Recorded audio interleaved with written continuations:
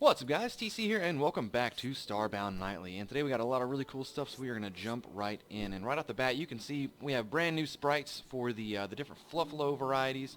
So you can see the little ice ones have this little horns and the mustache. The red ones have this little emo haircut.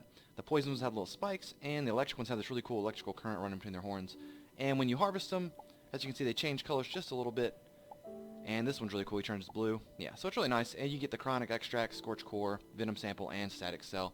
Now, somebody has told me that there is a way to get the brown Fluffalo, but it's not through a traditional means. You have to find a glitch village, and sometimes they'll have brown Fluffalo, and then you can capture them with a pet capture pod.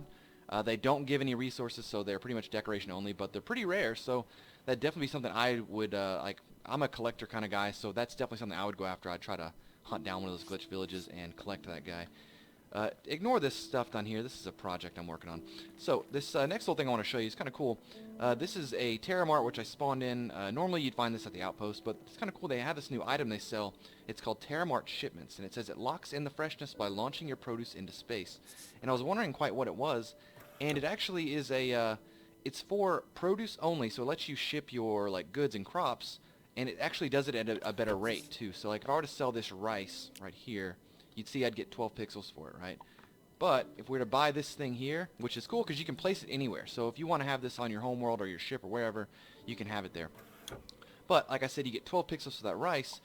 If you sell it at this thing, you actually get 18. So you actually get a really cool rate for it. And even better, it's got a really kick-ass animation for when you ship stuff. So here we hit ship, loads the box up on a rocket, and it actually shoots it into space. So it's really, really cool. So, up next, I'm going to jump over to a planet. We have some of the really cool gadgets I want to show off, and then we have a brand new, well, not a brand new, but a really big change to a old biome. So, one second.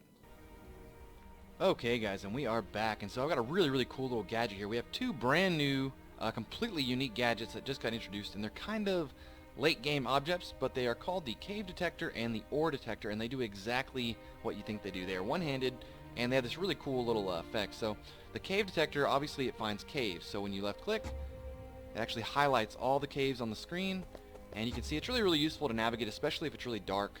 If you're someone who isn't going to be using, like I'm big on having light sources, so this won't be too useful for me, but some people who don't really mind caving in the dark, this is really useful. Now the other one, this one's I think pretty big, is the ore detector. And so this one here is same effect, but it highlights the ore in the map. So hop down here, we can see there's actually some hidden ore here and down here. Let's see if we can get a little bit lower here. There we go. Let's see what we got down at this spot. Oop, there we go.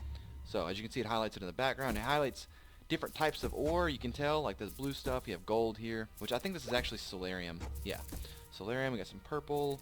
Yeah, so each different ore has its own corresponding color code to it. So yeah, it's really nice, really, really useful, I guess, for the inner miner and all of us. I know I'm a big-time miner and just resource whore, so this will be really fun for me. So up next, I'm going to hop over to one of my favorite new changes, and just one second here. Alright, welcome back, guys. So as you can see, we are hovering right now over a moon, and so finally they have basically redesigned the moon biomes to be much more interesting, and they're a lot cooler now. So just right off the bat, you can immediately see there's actually some kind of new ore in the ground, and for those of you who have played the game for a while, you'd actually recognize this is actually that, what is it called? Urkeus crystal stuff. This is stuff you find in the Urkeus mission, and you can now collect it and use it as fuel. So yeah, it's right here. You can now collect it yourself, and it's good for fuel for your ship and all that stuff. It's really easy to find. However, moons also have some new dangers involved with them, so we're going to kind of dig down through here so we can find it. And they're pretty terrifying. It's going to make moons very, very valuable. And right here we go. So this huge, scary, monster-looking thing is called an Urkeus ghost.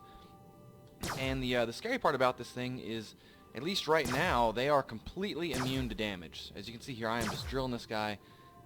And they're also kind of everywhere, so it's a little bit scary. The good thing is that they're really, really slow.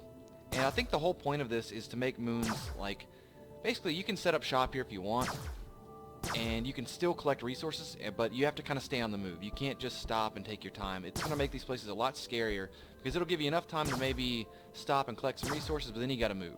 You can't stay here too long, and of course they can phase through matter, so there's really no way to outrun them. You just got to hope you can get far enough away, and they're kind of everywhere. But as you can see, there's enough of a distance if you put between them, you can collect resources, kind of repel them. I think a fully automatic weapon might be better to repel them.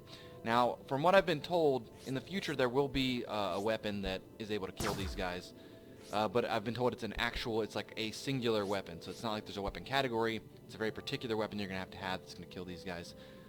Currently, if you can get their health below half, which there is a way if you can get them to pass through lava to get their health below, you can capture them, but I know in the future they will not be capturable, so it's just kind of a bug. But yeah, it's really, really cool. I'm really glad they finally like went ahead and tackled these moon biomes, because the moons are really, really cool, but they were just so empty, and it was kind of weird because they had all this resources of, like, I think they used to have plutonium, and they had this Arceus fuel, but they had no real, like, threats on them, you know? So it's really, really nice to have these things around, and they're fucking terrifying. Ooh, sorry. But yeah, they are definitely cool biomes. But anyways, that's going to wrap up today's episode, guys. Hope you guys enjoyed it. Please rate, like, comment, subscribe, and I'll talk to y'all later.